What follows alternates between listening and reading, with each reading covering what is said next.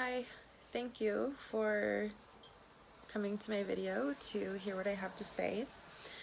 I just wanted to create this video because it's a message that I've wanted to get out and I just haven't had the opportunity. So I'm taking the time today to do that, and really the reason why I want to put this out there is because every day there's more and more things that are happening, whether it's at the state or federal level. There's so many things that are happening everywhere in our country and around the world that just makes my message seem so much more important for me to get out there. So thank you. Basically, I'm going to walk you through some of the information that I share with a lot of people that are visiting my state, and hopefully it will shed some light on some of the issues that are currently happening. So, my name is Jennifer Quinto. I'm Fluknahari Raven Coho.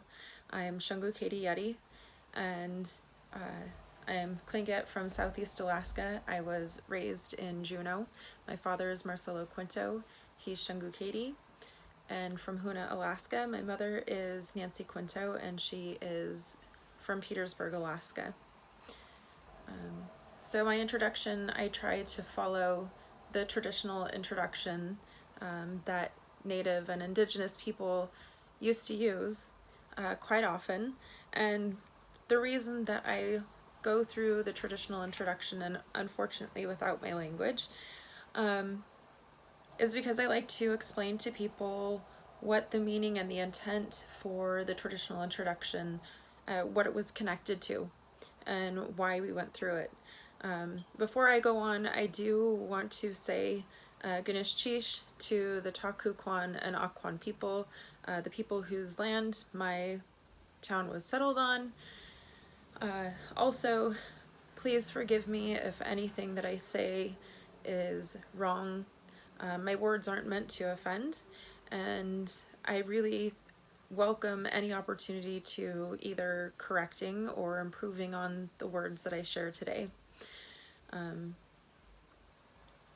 So the reason why there was the traditional introduction is because formerly in our culture, we wanted to show respect to our ancestors. Our fathers, our grandfathers, our introductions would sometimes go even further on into the details of our family.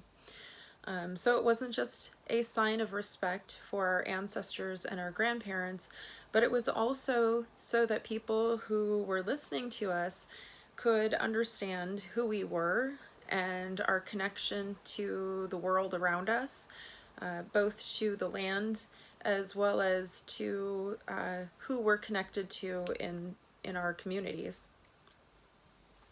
So one of the reasons why that was important in our culture is because we were considered stewards of the land. And as stewards of the land, our primary focus was to protect the environment that we were living in. And so this was a framework that nearly all Indigenous people followed. It didn't matter if you were Indigenous to the United States or to any other area. It was pretty much a framework that almost all Indigenous people followed around the world, because almost all Indigenous cultures considered themselves stewards of the land.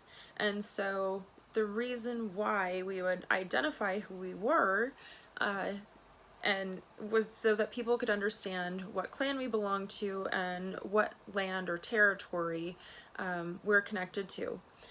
The reason for that is because as stewards of the land, we always followed the traditions and customs of the people whose land we were standing on. And so by identifying who we were and our clan, people would know based off of that information whether or not it was our customs they were following or someone else's. So it was just a way of identifying all of these details so that there was clarity, because our culture was primarily based off of showing respect. And again, that respect was off of the foundation of being stewards of the land. And the traditions and customs that we followed were really lessons passed on by our ancestors, things that our grandfathers had learned, things that our families before us had learned and passed on. So we considered ourselves lifelong learners, and in the end, if we were successful in our learning and if we demonstrated that we learned from our experiences, and if we demonstrated that we took all of our triumphs and tribulations and you know, developed something of a lesson to pass on, then that was a great honor in our society. And so if we were a lifelong learner and successfully were able to teach a lesson based off of life experiences, those were passed on. We were an oral tradition, and so we didn't have ways of documenting our history with written word. We didn't have books, we didn't have publications, so we were very careful with our words. And that's why to this day some of our myths and legends have held up to the test of time and also held up under scientific scrutiny. So when we are a people who know that our spoken word is the only way of documenting our history and our ways of being, we did our very best to speak carefully, to speak respectfully, and to ensure that we were repeating a story with accuracy. So part of the reason why I've learned a lot of this information and why I'm passing on this information is because I've challenged myself to learn it, to get connected with it. I wasn't able to grow up, obviously, learning my language. I didn't have it taught to me in school. It's something that has been distanced from my life. And in 2010, I had my daughter, and the other part to my story is that I'm adopted. So I was adopted into the Hluknahari Raven Coho clan and into my Tlingit family. And so by birth, I am actually from Fairbanks, Alaska. I was born of the Bidzitu Hotana, the Caribou Tail clan, out of Minto, Alaska. So as an adopted child, I had all of these questions about my own existence, my own ancestry, and my own history surrounding my people. And as the years went on, these questions never really went away. And so when I had my daughter, I realized, she's going to have some of those same questions, and she's going to struggle with some of those parts of her identity, following after me.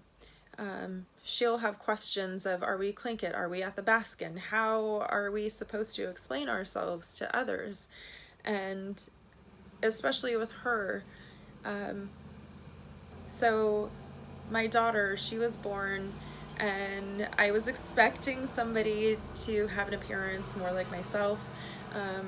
But when she was born with blue eyes and very light colored hair. And so it was a real surprise to me. And I knew I needed to fill in more answers to her questions as well as mine. And so I really pursued a lot more information and really did a lot more as far as challenging myself to find these pieces. And so over the years, I've been reading, I've been devouring information all on my own, speaking to people in the community and doing as much as I can to fill in the information that I know that she'll be looking for as she grows up. In pursuit of, nailing down our ancestry and our history, I did get my DNA tested. And so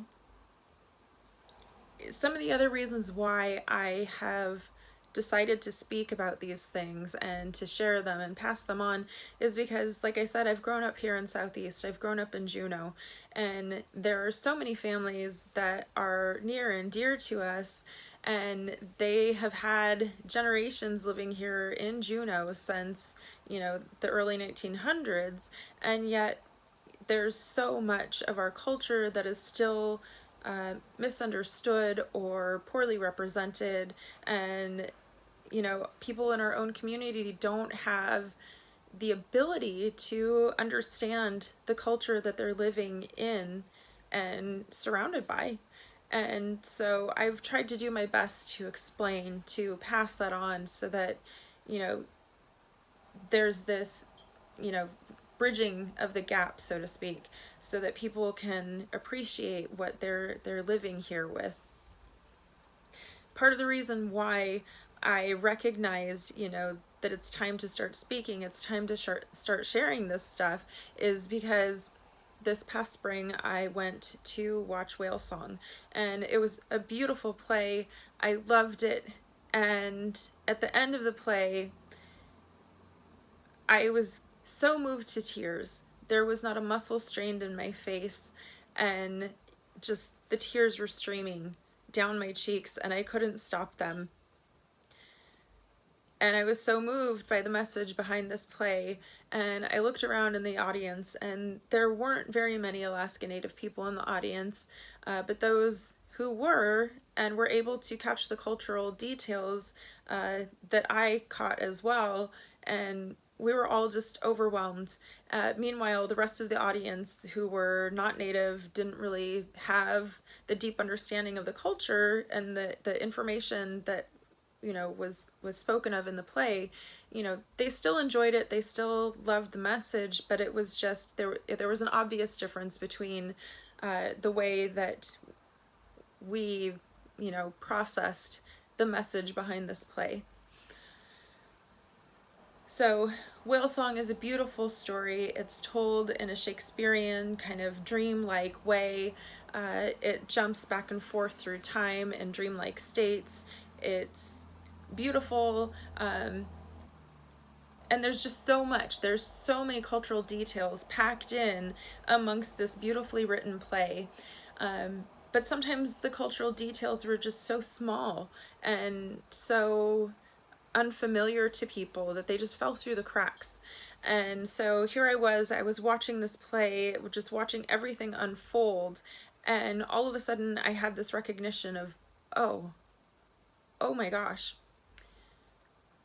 So our people lived here in the state of Alaska for 5,000 years, of undocumented history, even longer than that. The numbers are always disputed.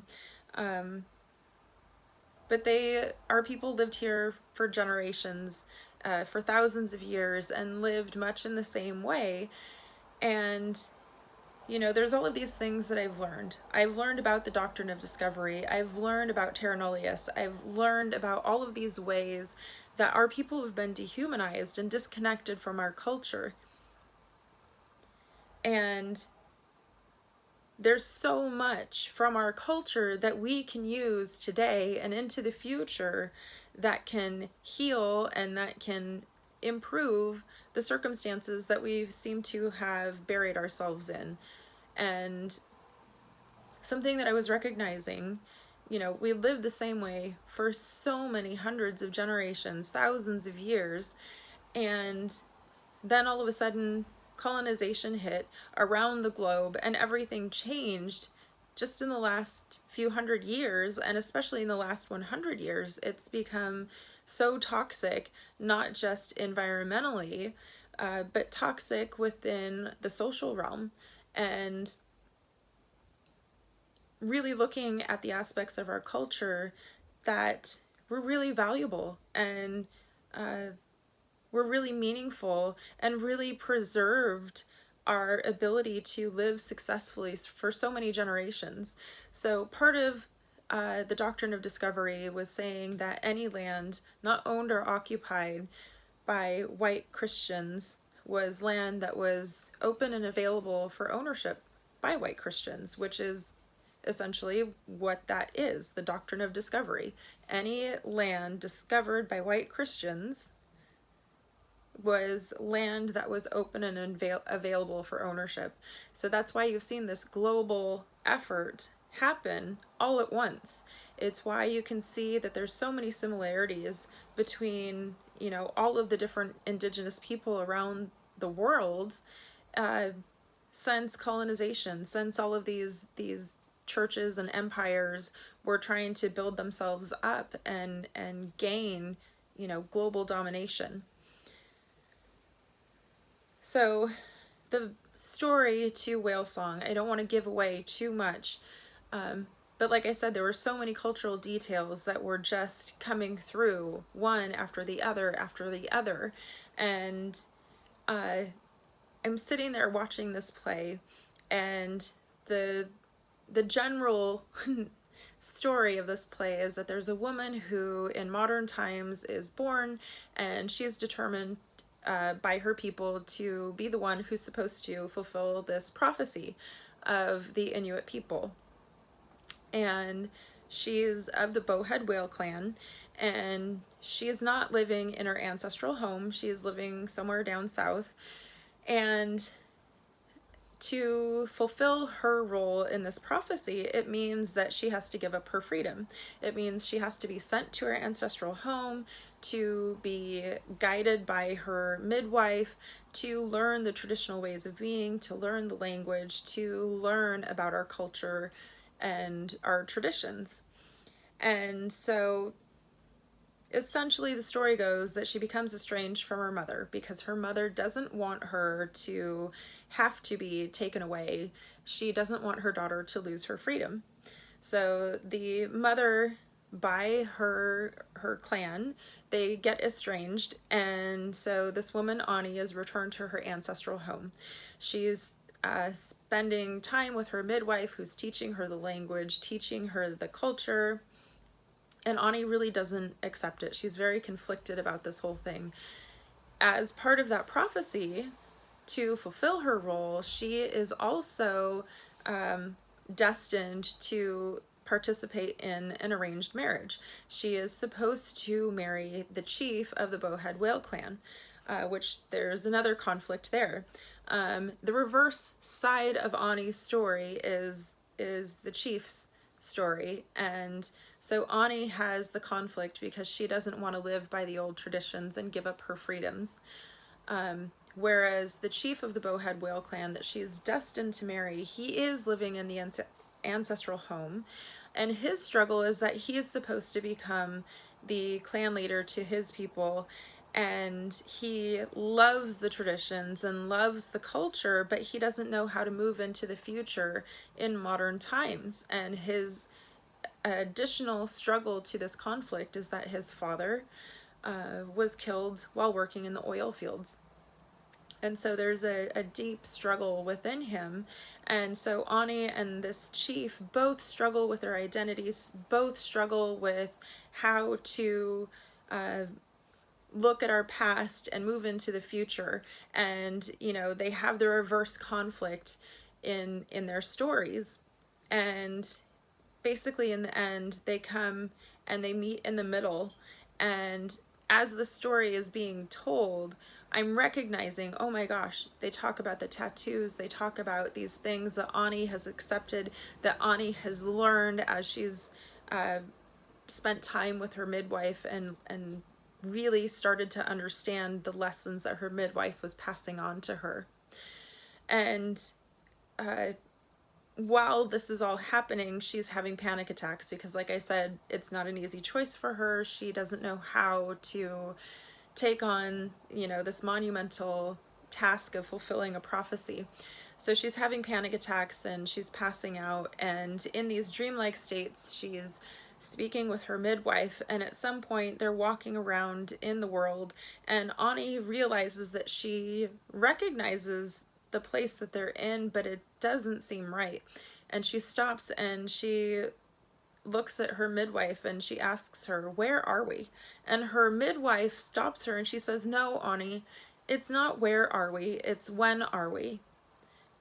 And this is somewhere towards the end of the play, and there's more things that fall out, and all of a sudden I have this recognition, in many indigenous cultures, the words that we use in our language, the words for place and time, are often the same words, they're just conjugated differently. And all of a sudden I'm recognizing that the question that was posed, in my mind, it should have been in the other direction. That was the message that she was understanding, is that for our people, it was never about when we live, it was about where we live and our connection to the spirits of everything that surrounds us, and our connection to our ancestors past and our ancestors future. And that was why at the end of the play I was just streaming with tears.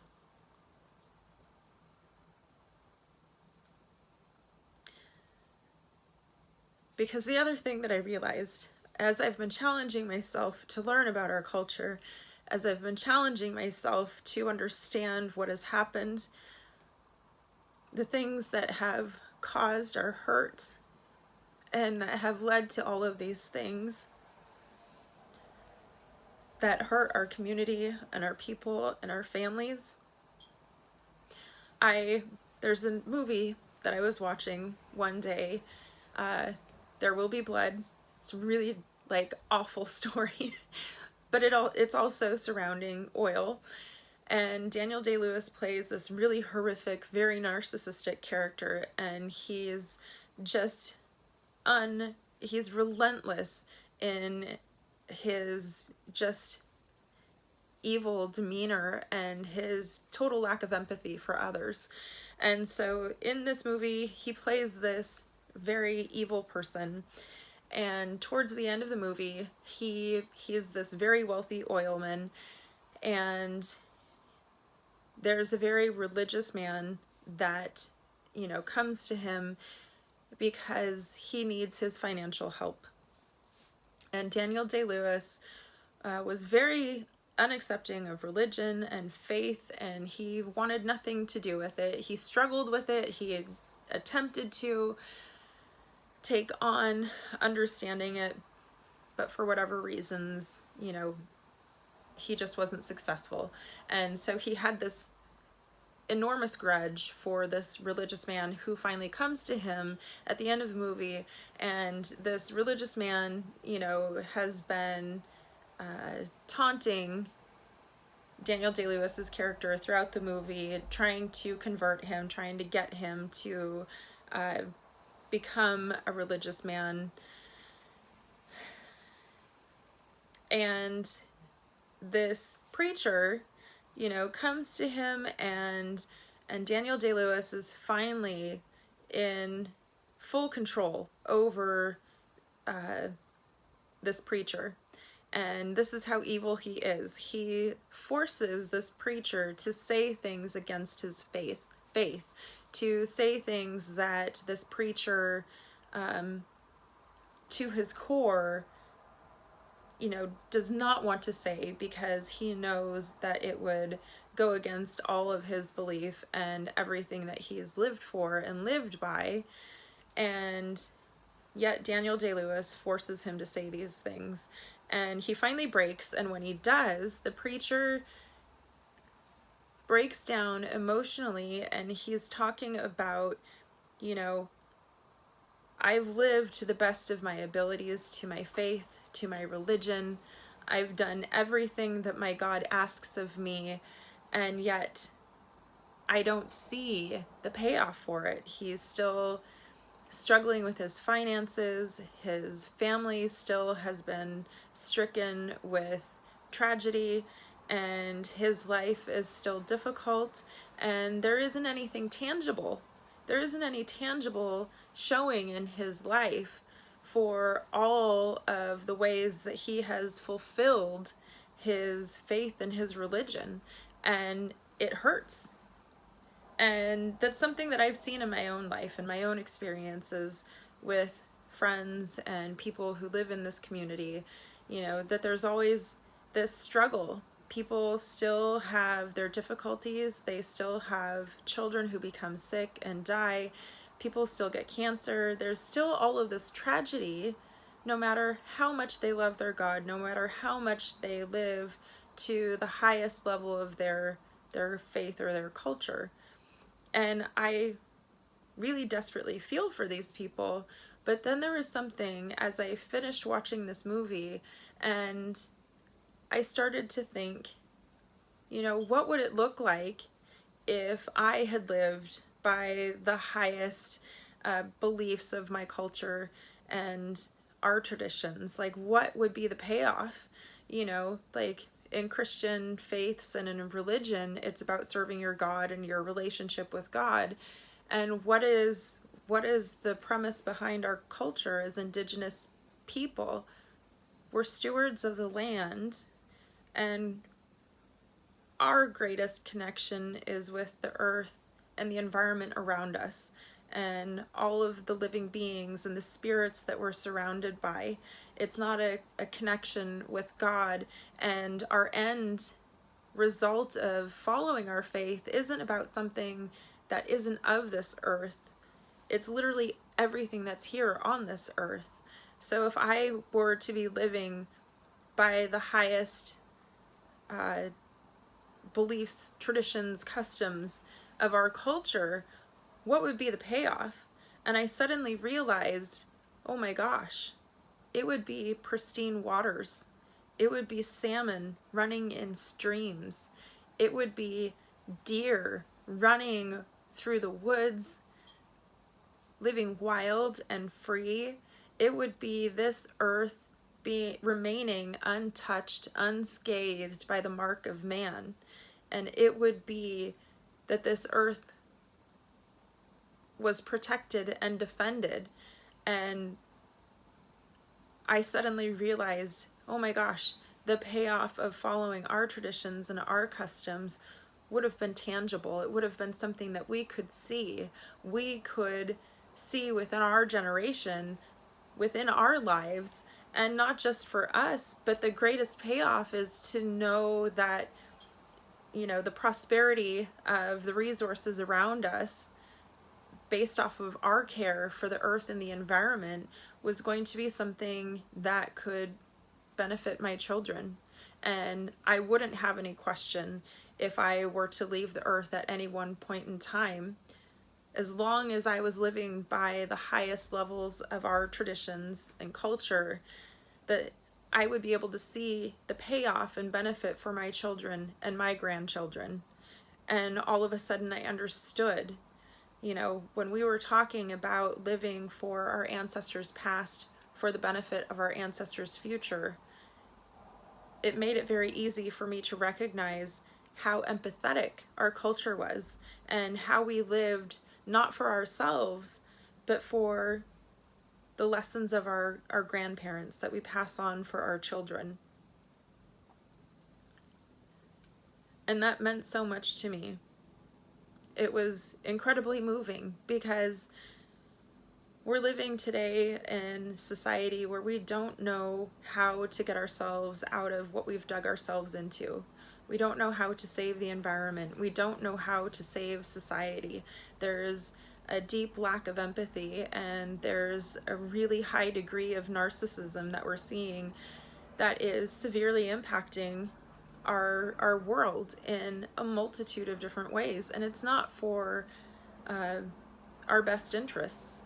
And so I have also moved into education in the last year, and I moved into the Montessori environment, and part of that was because I saw the value of my child's own involvement in Montessori as she's been growing up, but it's also because I've started to recognize through her progress and through the things that I've seen with the students that she's been surrounded by, that there is tremendous value in Montessori and what it brings to the table. But part of that is because the way that Montessori is taught, in many ways, there are practices that are parallel to the way that our people once treated each other and the way that we naturally educated ourselves. And so Montessori is entirely about observation and entirely about modeling. And for us as an oral tradition, for Indigenous people as people who didn't write anything down, it was never about books. It was never about sitting at a table and scribbling out answers that were regurgitated. Our culture was all about speaking in front of our children. It was about modeling for our children the stories that we wanted them to repeat. We showed them. We lived by our culture every day. So we modeled for our children the ways that we wanted them to perpetuate their lives when they became adults. And I could see so easily how Montessori and the method of teaching could be paralleled and used for cultural education. The other thing that I recognized is that Montessori, because it was developed and she was creating this program during a time of a high degree of fascism occurring around the world and war, that the way that she developed the program naturally catered to children who've experienced trauma. So the extra layer of how Montessori and its methods of teaching could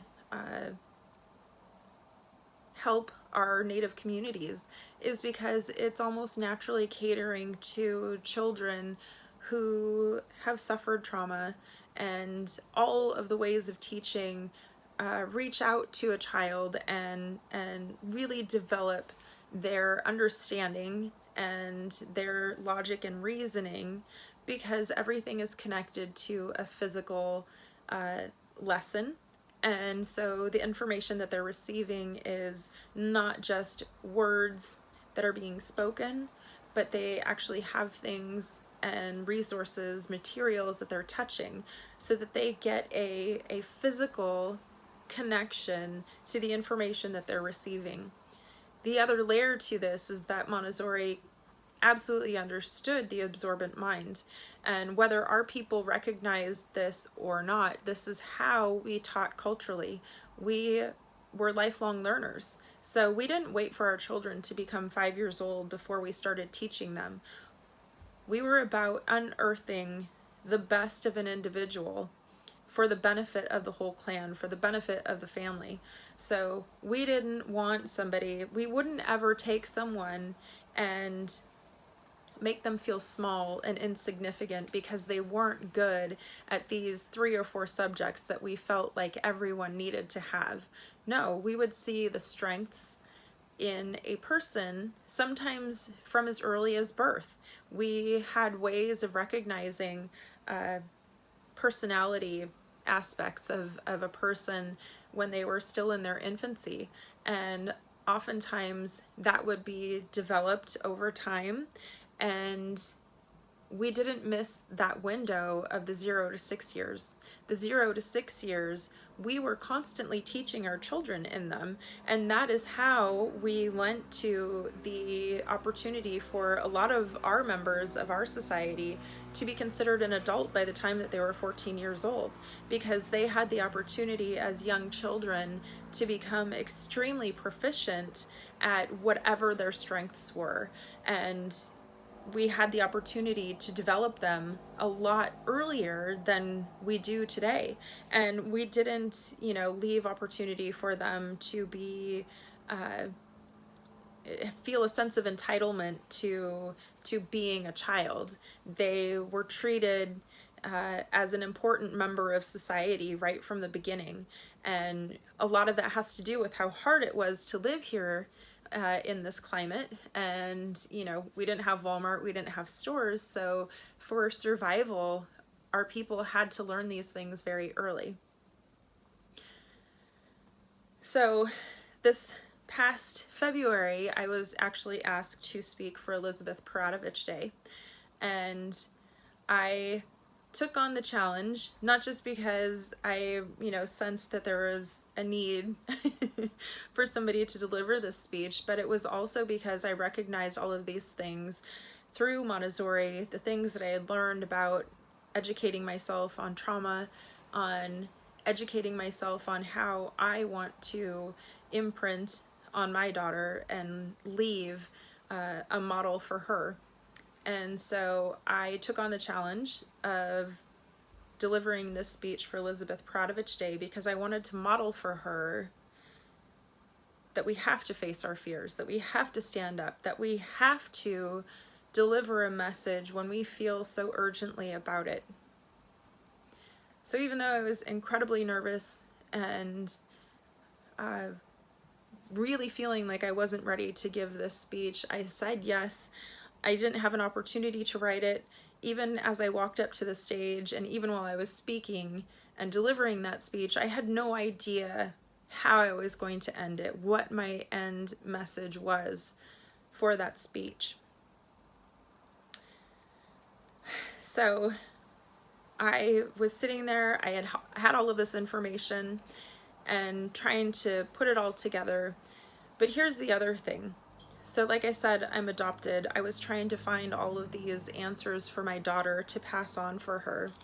When I got my DNA tested, I did fill in a lot of questions that I had and discovered information that I had no idea I would ever find.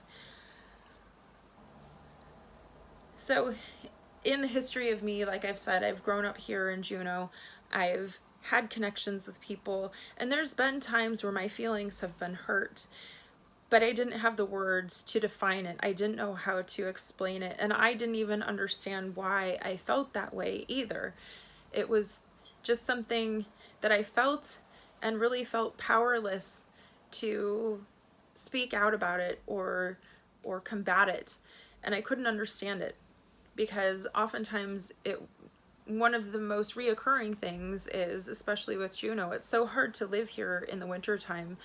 And people often complain and really just speak so unkindly about Juneau when it's not the beautiful weather, when it's not the beautiful summer days.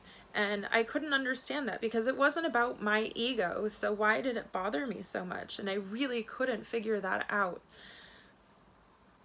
But then I had my DNA results come back and I discovered some of this information, and I had connected with some of my family members through Facebook, and I discovered some of my ancestry. And one of the things that I discovered was that my great-great-grandfather was Chief Thomas. So for those of you who don't know, Chief Thomas was a part of the Tanana Chiefs Conference in 1915 when Alaska wasn't yet a state. We didn't have a governor, so Judge Wickersham was the person who we considered in charge of the territory. And on 1915, they had the first Tanana Chiefs Conference where I believe 14 men came together to meet with Judge Wickersham. And Judge Wickersham was there that day with 3 or 4 of his own men. There's 2 photos from that day on the Alaska Digital Archives, and one is with Judge Wickersham, his men, and then the men who embodied the Tanana Chiefs Conference. And then there's a second photo that has just the 7 remaining chiefs that were there that day in their traditional regalia, their traditional dress. They had not accepted modern clothing, and they were very defiant about their ways of being and very committed to living a traditional life. So like I said, we were stewards of the land, and we honored our ancestors past. We honored the lessons of our grandparents.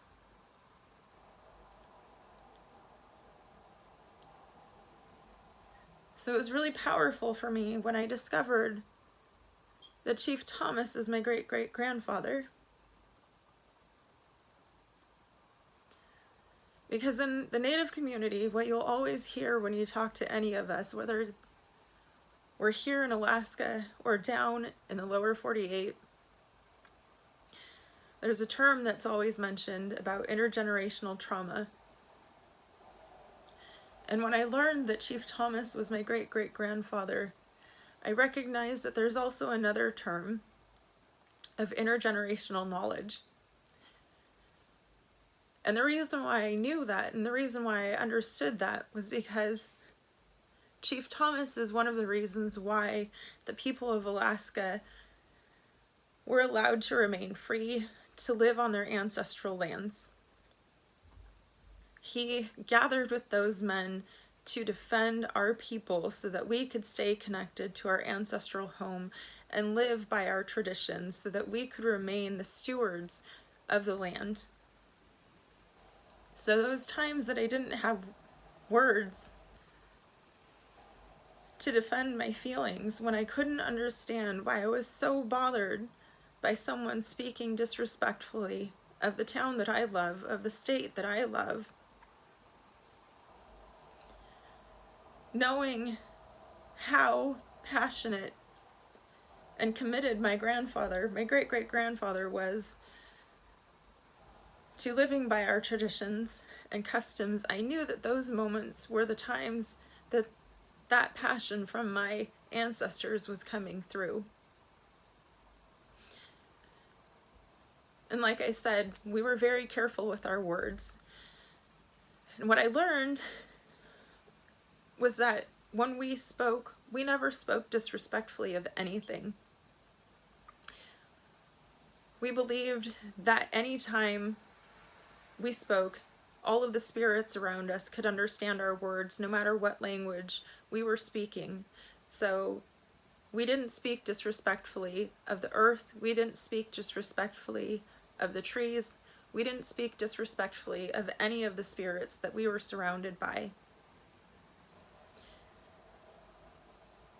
The other part to this is that is why language revitalization and traditional place names is so important to the identity of the people of Alaska, because we didn't speak disrespectfully of anything that surrounded us. And the way that we identified the world around us spoke to the respect that we showed for our ancestors, spoke to the respect and dignity that we imparted on our ways of living and interacting with the world around us. So we didn't give names to things like Devil's Club or Devil's Thumb. We didn't name things like Suicide Basin or Dead Horse. We gave them names that were dignified. We gave them names that identified our connections and our respect for the things that we lived in and around.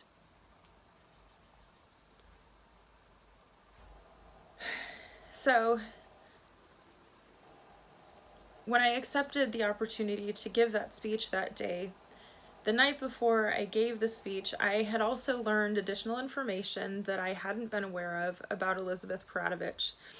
I still don't know all of the history of her or her identity or her connections, but it was really striking because I hadn't known that Elizabeth Peratrovich was an adopted child. And so there's another part to this story. Like I said, my father is from Hoona, and the people of Hoona were the original people who lived in Glacier Bay. They had been chased off of the lands in Glacier Bay. They relocated to Hoona because of the mini ice age that shoved them off of Glacier Bay.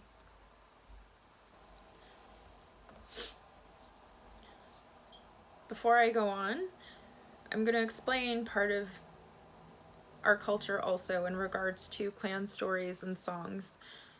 When you hear that we don't want to tell someone else's story or sing another clan song, when elders tell younger generations not to sing a song because they don't have permission, when we refuse to sing a song or tell a story that belongs to another clan, it's not just because we're respecting something like copyrights like we have in today's society. What we're doing is we're literally protecting and defending the integrity of the lessons of our grandparents. So when we refuse to sing a song, or when we refuse to tell a clan story that belongs to somebody else, we're protecting the integrity of the lesson that that clan's ancestors learned and passed on.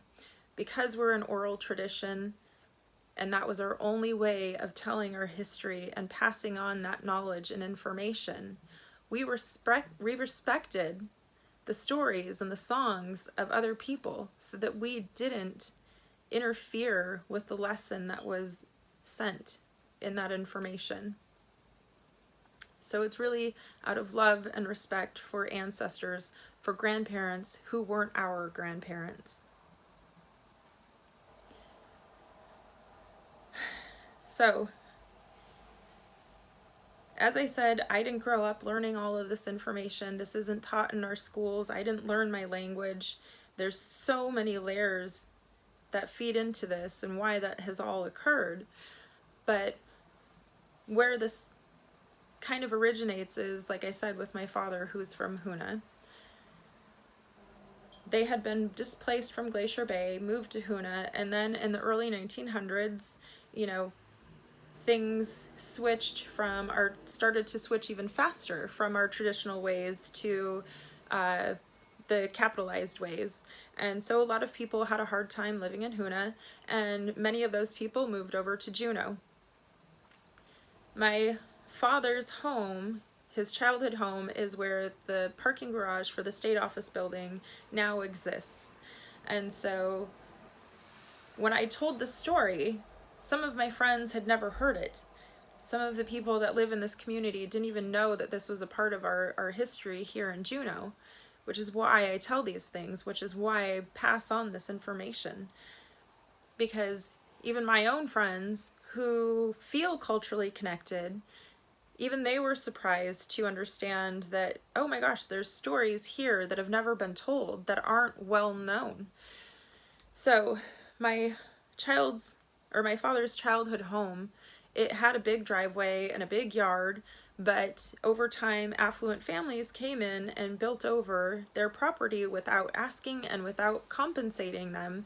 And then eventually eminent domain, the state enforced eminent domain, and because of the different laws that affected all of those people in that area at the time, some families didn't receive any compensation, and only because of the fact that my father's father was Filipino and considered the head of household, that's the only reason why he was compensated a small sum of $2,000 for his home. So when my friends had heard this story, that is how the play Anyak Kusani was born. And Anyak Kusani means noble people of the land. So I have all of this information swirling in me about Elizabeth Peratrovich, Chief Thomas, Montessori, trauma, even Anyak Kusani, and my adoption, my history, my connection to this state, my connection to this culture. And I don't know where I'm going in this speech. I don't know how to wrap it up. And I'm standing there and I'm going off on some other details, the fact that I've challenged myself to take on some of these practices from our culture to see how they'd change me, how they'd affect me. And, even talking about my weight loss, because I've gone back to some of our traditional ways of being, or attempted to recreate them as much as I can. And my health has improved. I've lost all of this weight, all of these things. And part of the reason why I've challenged myself to take those things on is because something else that I learned about our culture, and a message that I felt was really important to pass on that day, is that we used to believe and live by the practice of never touching anything that doesn't make us better. And so I really tried to enact that in my life to see how it would change me. What would it do to me? And so changing my diet, changing the things that I was doing with my body was so much easier, because it was almost like the Marie Kondo method. Does this spark joy? And for me, it was does this make me better? Does this improve my circumstances? Does this improve my health? And if the answer was no, that was something that I was able to walk away from. And it dramatically improved my being, and in a short amount of time. And so it really pushed me to go further and to identify more ways that we could lift ourselves up after all of the trauma that we've experienced over the past several hundred years. And so I'm finally sitting there, and the thing is that when I accepted the opportunity to deliver that speech that day, I thought it was going to be a small, self-contained group, and that I'd just deliver the speech and I'd get a few applause and move on. Instead, I ended up being on the radio, and there were all kinds of people that were there, including the school board and some other members of our government. And it was really intimidating because I didn't expect all of that to be there.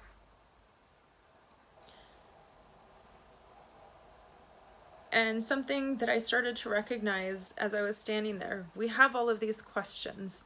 What do we do? How do we change climate change? How do we get out of it? How do we move ourselves out of a place where our society is so affected by narcissism, by the lack of empathy, by the lack of connection? How do we restore humanity and dignity to the current status of our country and of our world? And I'm standing there and I'm recognizing, Elizabeth Peratrovich was somebody like me. She had questions of her identity. She had questions of her history. I'm sure she was trying to put all of the puzzle pieces together that day. And what we know of her is that in 1941, she came to Juneau, and Juneau was so aggressively segregated at the time still, as was most of the world, because many establishments, not just in Juneau, which had signs that said no natives and no dogs allowed, that was something that was happening around the world at the same time. In South America, in Australia, it really was a global effort to oppress Indigenous people around the world all at the same time. So here's Elizabeth Peratrovich with all of these questions of her identity. And she walks into our governing body, into a room full of men, of white, aggressive men who didn't want to hear her that day, who wanted her to feel small, who wanted her to feel insignificant, and who really didn't want to hear her message that day.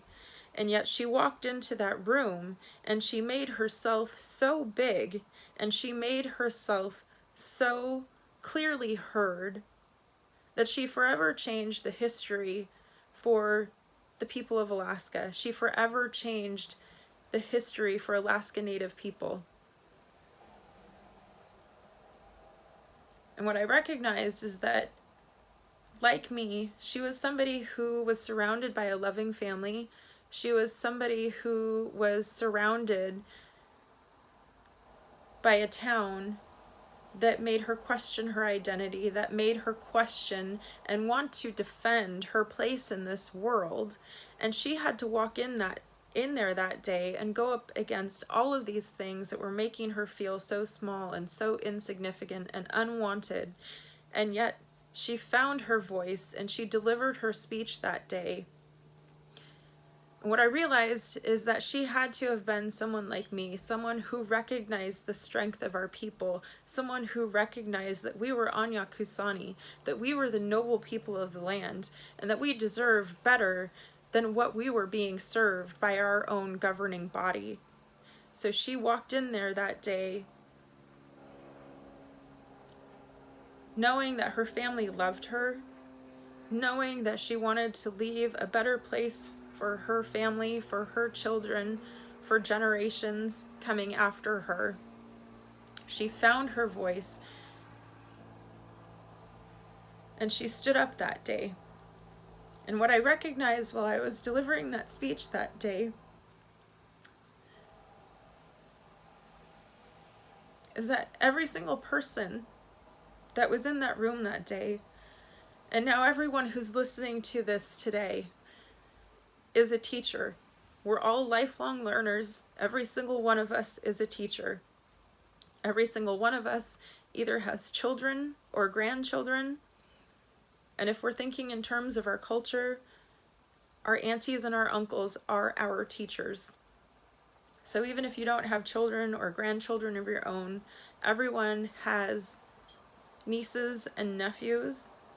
And if we're going to get real about this, there was something else that I learned, and something that I realized that day. My grandmother, my father's mother, she was an incredibly powerful woman in our family, and she's also an inspiration as to why I speak the way that I do and why I share the information that I do. She lived in that home in downtown Juneau with my grandfather, and they had their own 6 children, and then over time their house grew and grew and grew with more and more children. And I don't know the exact numbers because I don't know who exactly lived in that home, but I know that there was over 12 children living in that home at any one point in time. And the reason for that is because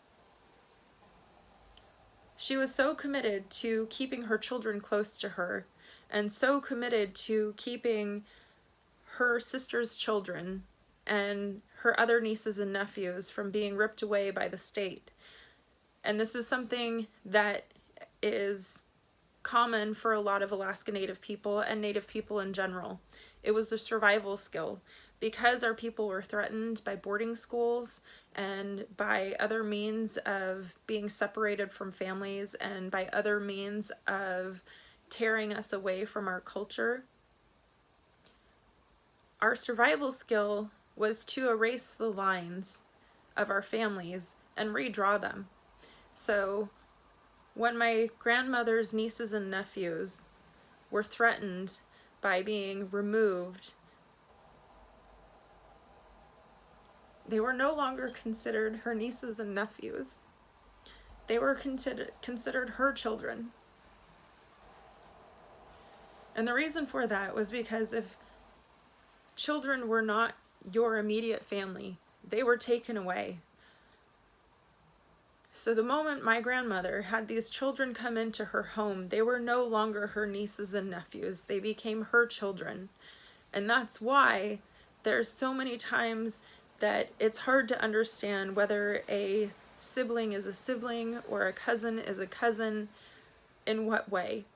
It was a survival skill to keep families intact, to keep our children from being sent away, and in those days, oftentimes to their death.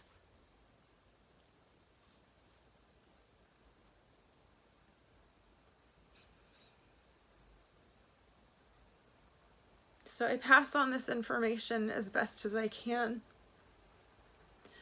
because I really want people to understand it and appreciate the aspects of our culture that they might not be aware of.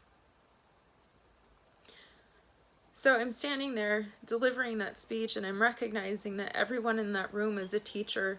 Everyone in that room has the opportunity to have nieces and nephews, even if they aren't your own.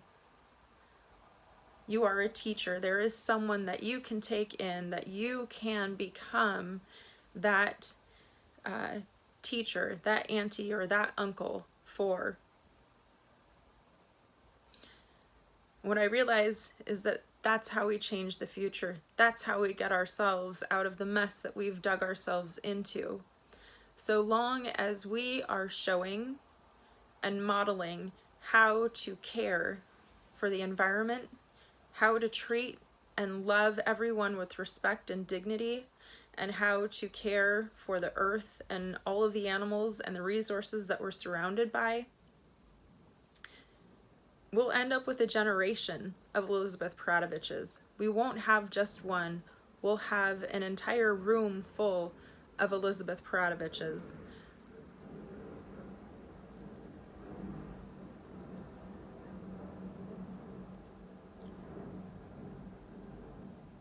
So part of the reason why I think this message is so important is because it's been really painful for me to watch the last several years unfold in our country. And right now, that wound is being poked at again.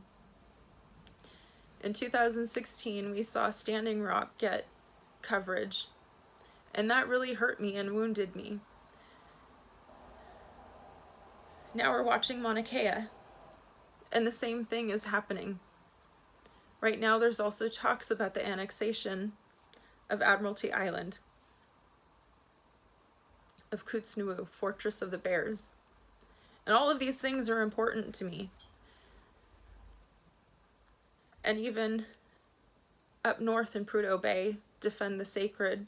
All of these things are important to me. Because our culture isn't just about honoring our ancestors past to connect with our ancestors of the future. We respected the land and we spoke so carefully of everything around us, not just because we wanted to treat them with dignity so that we could care for the environment, so that it could return the favor and take care of us. The other part to our culture and our belief as stewards of the land is that when our ancestors pass, they return to the land. And so that's why we took care of everything that was around us. Because when our ancestors pass on, their spirits return to the land and to the earth.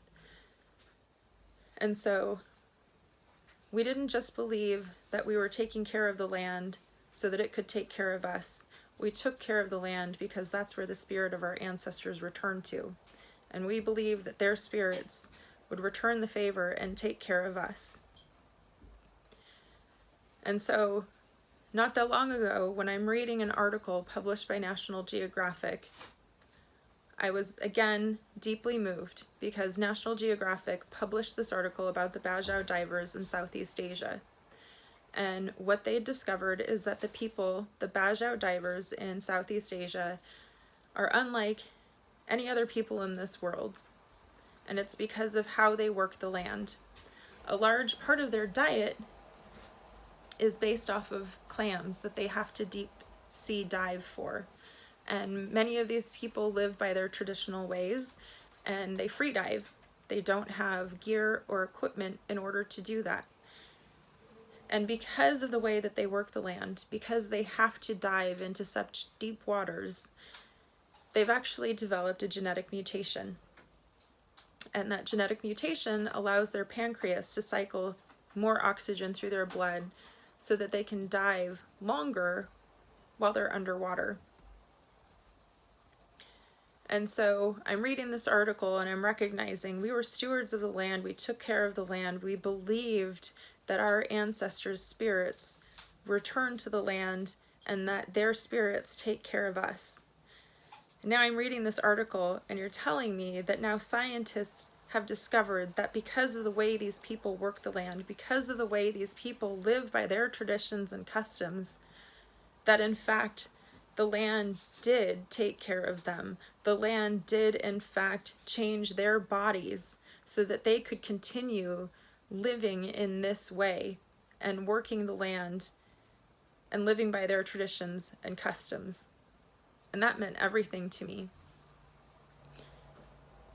Later on, I learned about Bruce Lipton, who is a genetic scientist. He's been involved in things like the Human Genome Project, and he's got this incredible, crazy mind, but he took all of these things that I had learned through Montessori, through getting trauma-informed, through our culture, from Elizabeth Peratrovich to Chief Thomas, to the doctrine of discovery. He's taken all of this information that I've had in my mind that I didn't know how to fit together, that I didn't know how to piece together in a way that made sense, that made up one cohesive understanding of all of this information. And yet here he comes explaining all of these things, and he's taking all of the information about the absorbent mind and the subconscious, the 0 to 6 years, and how what we learn in the 0 to 6 years is our permanent programming into our adulthoods, and why no matter how much we learn about a topic, no matter how much we read, it doesn't change our default programming. We can learn new information, but our default programming kind of thwarts whatever we've learned, because we don't know when we're switching between the conscious and subconscious. So we've established that the Bajau divers, that information is accurate and proves that the land takes care of us. And then here comes Bruce Lipton with this other information. And I know details about epigenetics and how our bodies respond to the world around us. And suddenly I'm realizing that's the extra layer. That's why we're so sick. That's why our people understood that our health and our well-being was directly connected to the health and well-being of the earth and environment that we're surrounded by. And that is why I believe so strongly in sending out this message. Because we're not just defending lands because of our traditions and customs, because we think that certain lands are sacred. We're defending these lands because we know that the spirit of our ancestors embodies all of these lands. Places like Mauna Kea, places like Prudhoe Bay, Admiralty Island, they're all places that take care of us, that sustain us. And if we allow these lands to become sick, we're all going to be sick. We believe that everything on this earth is connected. Not just because we live on this earth, but because everything on this earth needs water. And once anything connected to that circle is disrespected, every being connected to it is disrespected. So when people are out there trying to defend things like Standing Rock, Mauna Kea, Admiralty Island, and defend the sacred for the Porcupine Caribou clan, we're protecting the health and well-being of all of our people, past, present, and future. Because if any of these lands become sick, we all become sick. And the reason I know this is because our bodies are programmed through epigenetics. Our bodies are programmed to respond to the environment that we're surrounded by. It's why when we work in an office, when we stare at screens all day, when we sit inside a building, and we don't work the land, and we don't do the things that we used to do when we used to live by our traditions and customs, that we get sick. Our bodies become sick with things like diabetes, arthritis. It's because our bodies were programmed to respond to the earth. Our bodies were programmed to respond to the environment that we're surrounded by. So when we're disconnected, or when the environment that surrounds us is disrespected to the point that it's unwell, then we're all going to be unwell, if that's what we're exposed to. So please, hear our people, hear our message when we're trying to defend our ways of being. It's not just for us. We're standing up for everyone. We're standing up for the health and well-being of our ancestors, past, present, and future. Our grandparents learned these lessons and they passed it on to us, and that's what we're speaking up and defending. We want our children to have a beautiful place to live, a place that will continue to take care of them the way that we've been caring for it all of these years. And again, for our people, it's never been about when we live, it's about where we live. And it's the environment that is around us that will tell us if we've been doing it right. So when you look at the place that you live in, ask yourself, have I been doing the best to take care of the land that I live on? Have I been honoring it and treating it with respect and dignity? Bring your children out into the environment, take them out on hikes, take them out on the water, get them involved. Show them how to love and treat everything around them with dignity and respect. And that's how we're going to change the problems that we found ourselves in. So for those of you who are here today listening to this, that are learning about our culture for the first time, I want to leave you with this. Gunalchéesh. In our culture, when we say thank you, we aren't just saying thank you. The literal translation of that is that without you, this is not possible. So Gunalchéesh, thank you for coming here. Thank you for hearing me and my words. Without you, it is not possible to change the message that is out there. Thank you.